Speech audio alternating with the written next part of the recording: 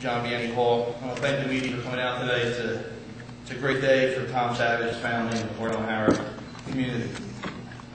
First, I'd like to thank the administration, our president, Dr. Cusker, our principal, Mr. George Strax, our vice principals in the back of us all the other day, Mr. Ed Allen, Mr. Rosbach, and Mrs. Geiger, as well as our athletic director, Mr. Steve Langley, and assistant athletic director, Ms. Trish Arnold, and our athletic director secretary, Mrs. Maureen Horton. Before we get into Tom Givney's decision, we just got official word today from the Big 33 office that our school principal, Mr. George Strass, the former head football coach here, will be inducted into the Pennsylvania State Football Coaches Hall of Fame as part of Big 33 weekend. Coach, I'm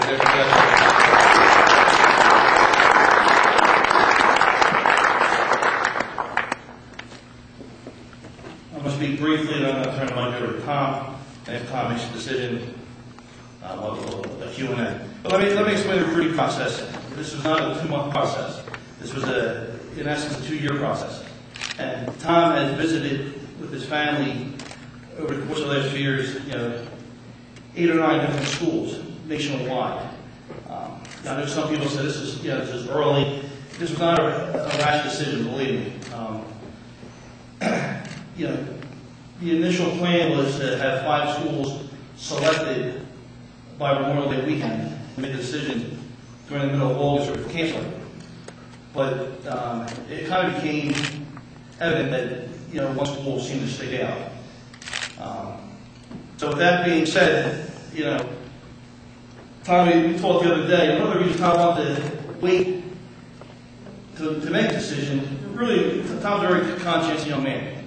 And one reason was he felt the longer he held his decision, the more it would benefit his teammates with college coaches come in. Because, on average, we did 75, 100 schools in here a year. And I said, well, Tom, I don't think that's going to be changing. I think people are still going to end up showing up. So I knew Tuesday he went to a particular school and I visited. So we spoke Wednesday, and we discussed it. I said, are you ready to make a decision? I think I am. So he said he's going to talk to his parents Wednesday night, and he said, would you be upset if I made a decision? I said, no. I said, let's move on. And he didn't want to mislead any more schools because right now, and he could give you the exact number, we're over 20 offers. And the most recent call was Saturday morning from the University of Alabama.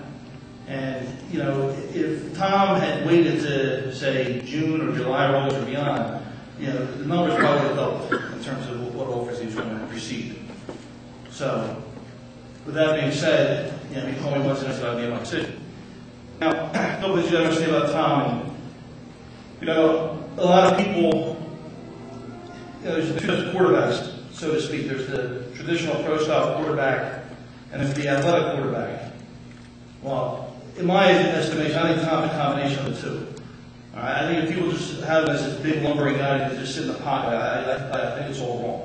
And he's got a tremendous feat, which was evident by the 4.74 40 he ran down at San Antonio back in January. And I think some of the things people got to realize, looking at his past, like his junior year, he only played half the season. And he only played 1 game healthy, and that was Shanahan. That was the first game of the year. He played the entire North Penn game. He broke his foot on the second play of the North Penn game. So he played the rest of the season injured. And I think things, and there are things that go into that. One, he throws very well from the pocket, and he throws very well outside the pocket. Now, when you got a broken foot, you just totally eliminated your outside the pocket passing game. Okay, so now you're sitting within the tackle box, which makes you a sitting duck. Okay.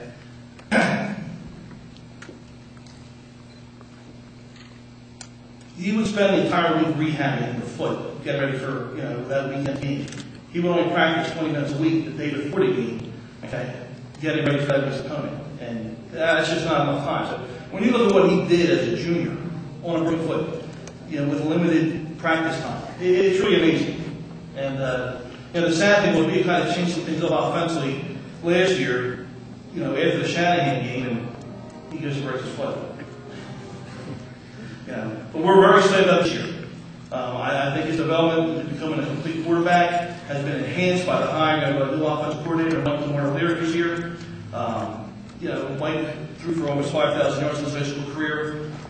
at Ainsdale Catholic. Had a great college career as a quarterback, was ECAC Rookie of the Year, ECAC Player of the Year at Kutztown University, and not only is Tom going to benefit from Mike being here, our entire football career is going to benefit from Mike being here. So we're very excited about next season. We're excited about the announcement that is forthcoming. You ready, buddy? Yep. Okay. Before I go any further, I do want to acknowledge Mr. Joe Glauber. Joe, where are you at?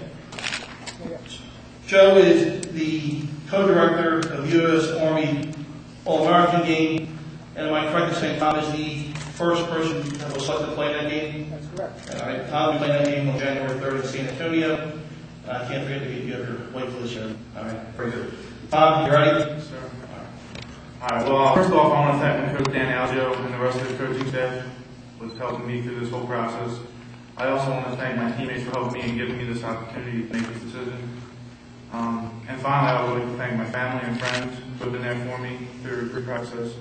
My brother Brian helped me out a lot after going through the recruiting process, which was a huge advantage.